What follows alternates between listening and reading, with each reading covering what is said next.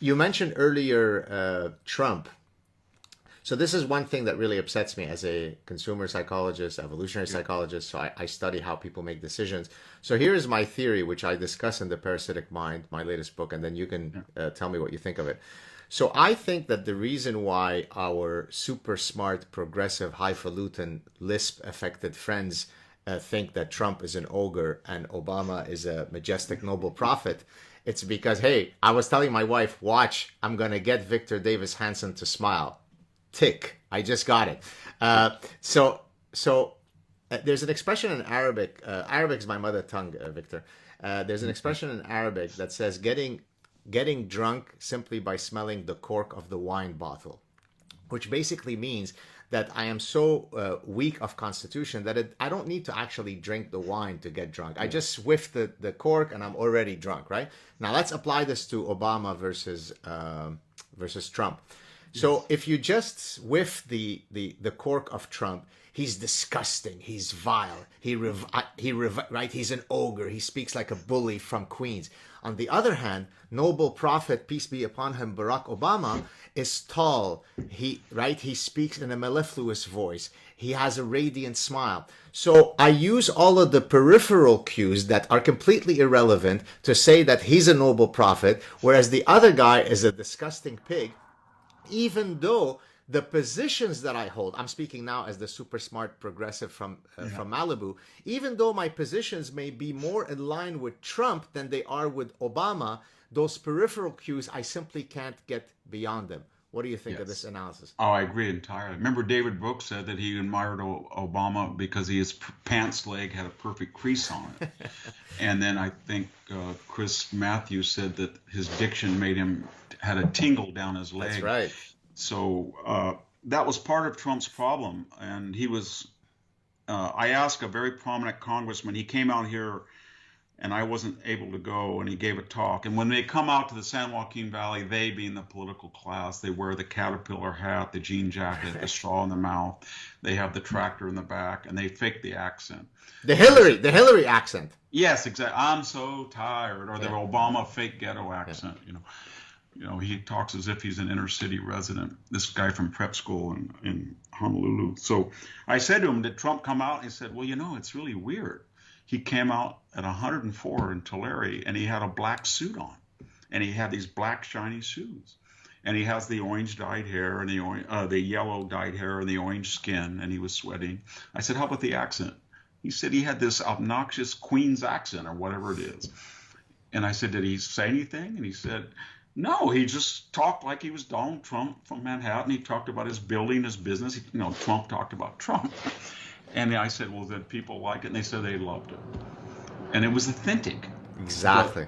and people have a lot of people appreciate that authenticity, but the other people, of course, they saw that as a window. And I used to play a game because I think I'm the only person in my family that voted for him. I mean, not my immediate, but my siblings, cousins, all those people. We were all a Democratic agrarian family. And so I think I said to one person I won't mention uh, two things. I said, Donald Trump, and I was being facetious, but this person took it seriously. I said, what I didn't like about him was he stonewalled Congress. On the Fast and Furious, Eric Holder would not turn over subpoenaed information. And then, and then the worst thing about it, he surveilled the Associated Press reporters. He did. He used the power of the IRS to deny nonprofit status to groups right during the election year. And then I said, I'm really worried that, I was telling him this, but I changed the right dates. And of course, I was talking about Obama, but I was putting it in Trump's. And when I told them, they got angry. Then I said, I got a little more imaginative. And I said, what I don't like about Donald Trump is four things. He slept with a 17-and-a-half-year-old intern in Melania's bed, and he bragged about it. It got out. And the person said, oh, my God, I didn't know that. And I said, then he went to a cabinet meeting. He grabbed his phallus, pulled it out, and said, does anybody overseas have anything like this? And then he had Ivanka arranging a tryst with his mistress while he was in the White House, his own daughter.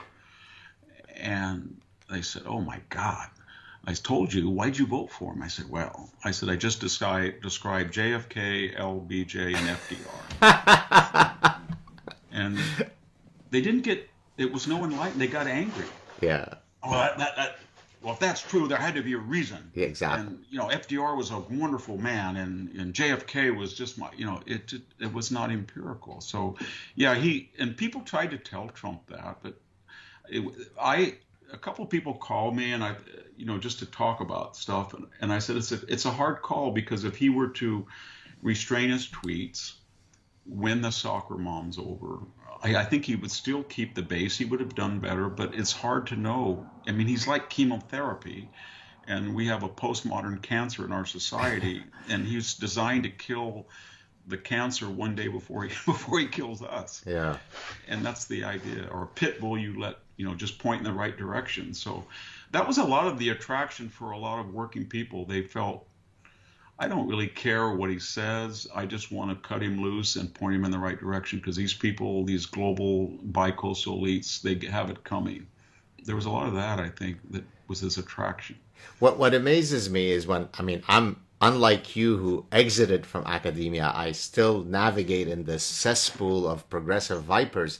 And I simply can't believe that people who have dedicated their lives to reason and empiricism and logic and truth seeking could be so blind. And it's not, I'm not coming from the perspective of, I'm the apostle who holds the truth. I mean, it's objective reality, right? I mean, if you look at Biden, and by the way, I can say these things and get away with them often because I'm Canadian. Therefore, I always remind people, I don't have a dog in this fight. I am the outsider speaking on someone else's behalf, right? So I look at someone like Biden and Kamala Harris, and again, I don't have a dog in this fight.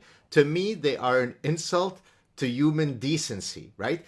They're frauds, right? Whether you liked Trump or not, he was someone whom you felt truly cared. I mean, partly to do well because of his narcissistic ego. I want to do well to be number one. But he genuinely cared. He was going to work 18 hours a day because I want to do right by these people. When I look at Biden, a complete scammer, and Harris, who, by the way, went to a high school very close to my house. I actually played high school soccer against her high school when she was there. So maybe she was Toronto, right? No, Montreal. Montreal, that's right. She was with her mother, right? I went to West Hill High School. She went to Westmount, and we played against each other at we're roughly the same age. And so what is it that is making these otherwise? I mean, we can't say that our colleagues in academia are all dumb, lobotomized fools. No. What is it that makes them not see what you and I see? What is the disconnect? There's a couple of things that I've found, and I will add before answering very quickly, is that he was the first politician. I said to my wife, that's the first politician has used the first person plural possessive pronoun our. He would go to a place, he said, we're going to take care of our vets. We're going to take care of our farmers. And that was really sincere, as you said. And why did they hate him so much? And I think enough of them understood that he was not going to be John McCain or Mitt Romney. That when he said he was going to close the border and he was going to get tough on China and he was going to reindustrialize the Middle West and he was not going to have optional military engagements, he meant it, and he was going to pump more oil. And they thought that they could handle McCain and the Bushes, and they were part of a bi-coastal establishment, but not this guy. He didn't give a crap. That was number one. Number two, the people who really were that had the power, a Mark Zuckerberg that put $419 million in the account at pre-selected precincts we know in the 2020, or a Bill Gates, or a Warren Buffett, or a Jeff Bezos, or the high professional classes. Some of who are, I mean, when we talk about academics, let's be honest, at Stanford or Harvard or Yale, these people make $200,000 and above. So they are the elites. In their way of thinking, it's almost a medieval psychological, I've found with them, that they feel guilty about their privilege. They know that their socialist boilerplate says there's a capitalist insect preying parasitic class, but that's that class now. The Democratic Party is a class of the subsidized poor and the very wealthy. And how they square that circle is they lash out at the lower white working class. And they say these are, and just think of the disparagement vocabulary. Clingers, irredeemables, deplorables, Joe Biden, dregs, scum, chumps, John McCain, crazies. And by attacking that white class, they feel that even though they're wealthy and they're connected, that they're acceptable, that they feel good about themselves, they're still progressive. And then on all these issues, they can, if you look at the Bay Area intellectual that I have to deal with, they want gas at $7 a gallon. They don't not give a damn about somebody in Fresno County that's poor, that can't afford it, and they don't travel very much. They want 27 cents a kilowatt. Well, where I work, I've never had a heater or an air conditioner at the Hoover Tower. Here, it's 105 and people go to Walmart to keep cool. They have their kids in prep schools, but they hate charter schools, they hate home learning, they hate and they love teachers unions. So all of their nostrums are predicated on the idea they know they don't work, but they're never going to suffer the consequences of their own ideology. Exactly. George Soros' 1,000 DAs he put in every county in America, they're never going to break into Mark Zuckerberg's. Nancy Pelosi can give the greatest lecture every week about the evil of the border wall. But if you go, when I drive to Napa and I see that house she has, it's got a wall. They all have walls. Mark Zuckerberg got a 50,000 acre estate with a wall in Hawaii. So part of it is they're so wealthy and privileged that they don't really care that Trump is trying to help the middle class, because they want to feel good and utopian, and they don't believe in God or transcendence, but their God is progressive humanism, and he's not doing what they want. If they were poor and they had to drive to work or turn on the air conditioning, or they had to have kids in bad schools, or they were threatened by the inner city thug, they wouldn't have the privilege of these ideas. But it's also a guilt. It's like, instead of, if they were alive at 1200 AD and they were fornicating or money lending or whatever, they would write out a contractual penance to put, I'll put 2 blocks on the dome of St. Peter's and I get to go to heaven. I still get to be a fornicator and an usurer. For them, I can scream on Twitter about Donald Trump and the rallies in January 6th, and then I still get to live in Atherton. I still get to have my kids go to Menlo School.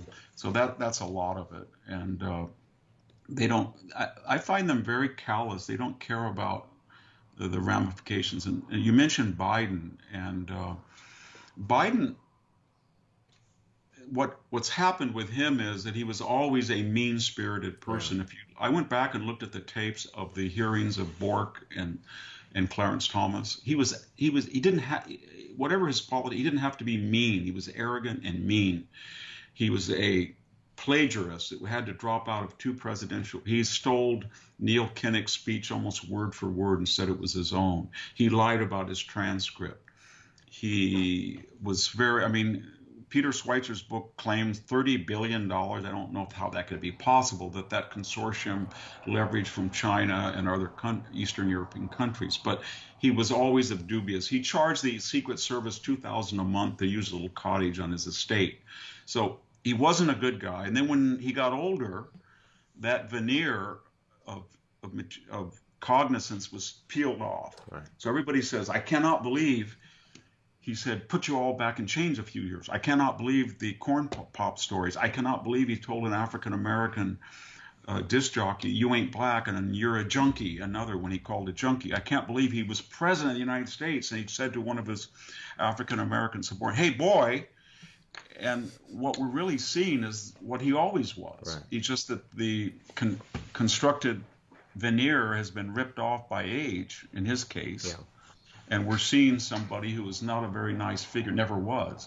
So when they say good old Joe Biden from Scranton, I think he was always a mean-spirited, insecure, mean guy, and now we see what he always was. Have And you you saw had? it yesterday. Was it 2 days ago when he said, when Peter Doocy asked a question and he just Oh, said, "You son of a stupid son of bitch! a-" Yeah, yeah, Yeah, yeah, I saw that. he's going to do that more and more. They were not going to be able to stop him because that's the real Joe Biden.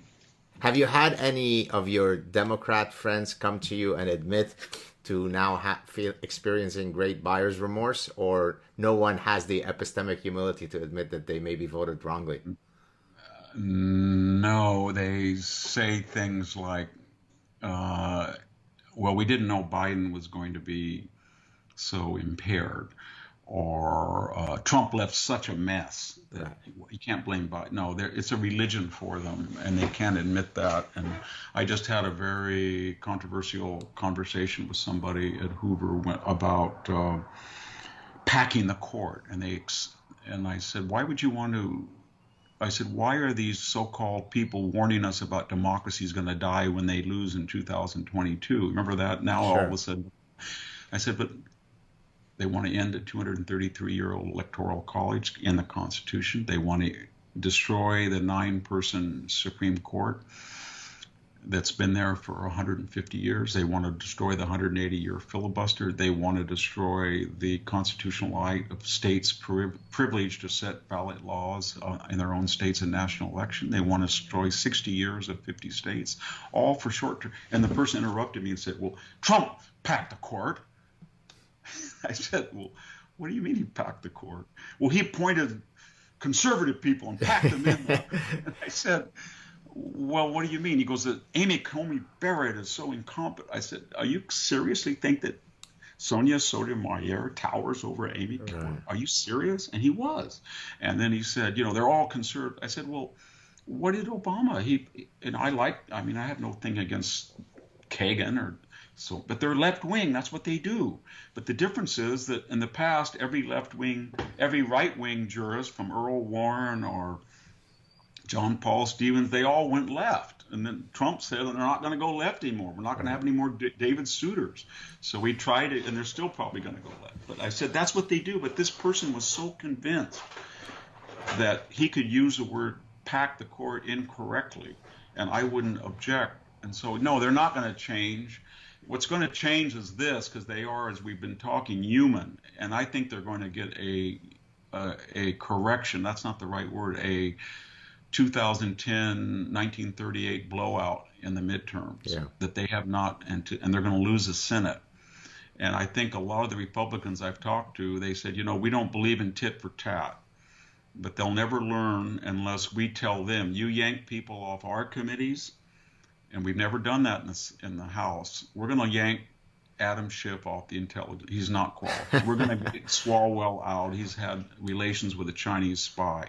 And maybe Kevin McCarthy will have to tear up the State of the Union address on national TV of Biden, if you want. And that will send them a message. So I think that they feel, it's kind of like Thucydides said at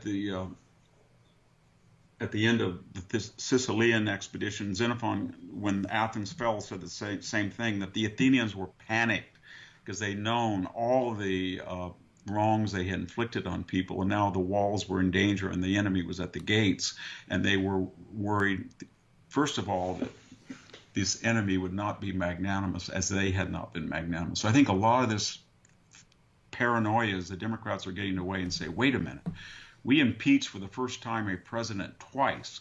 We impeached a president twice without a special counsel report, without cross-examination. We even tried a president the second time who was a private citizen.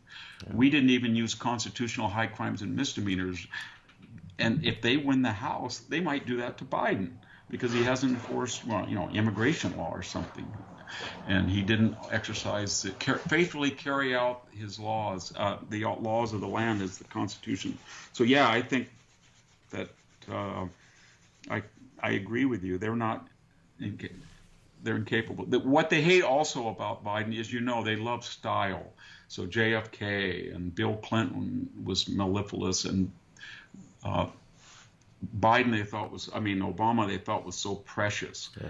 And Republicans are like George W. Bush that can't talk, or John McCain who can't lift his shoulder up, or Trump. And now all of a sudden they've got a guy that's their representative, their icon of liberal values, and he can't finish the sentence, and he almost looks reptilian without any blood, and so it's sad. Yeah. I don't know if you feel the same way, but when people start criticizing him, we've all had people we know that are suffering onset dementia, which I think he is, and we're always sympathetic. Yeah.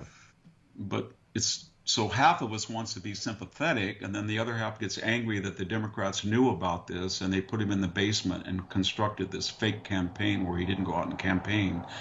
And his job was to carry a hardcore leftist progressive agenda across the finish line, and then it was done. And that was kind of a joke on the American people. But that wasn't a nice thing to do. Do you think that Kamala Harris will run in 2024? She will run. Whether she'll get one delegate this time, I'm not sure. But she is the most inept candidate I've seen. I've watched her a lot in California because she was our senator and our lieutenant general, and she has the Hillary bothersome cackle, but it's even worse. And she doesn't know anything.